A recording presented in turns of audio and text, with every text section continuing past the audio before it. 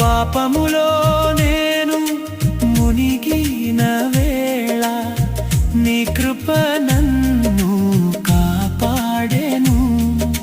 సిలువపై నీవు చూపిన ప్రేమ నా జీవితం మార్చెను. ఎంత ప్రేమ చూపితివో ప్రభువా, నేను మరువలేను యేసయ్యా. నా ప్రతిరోజు ప్రతి క్షణం నీ సేవకే అంకితం. నా జీవితం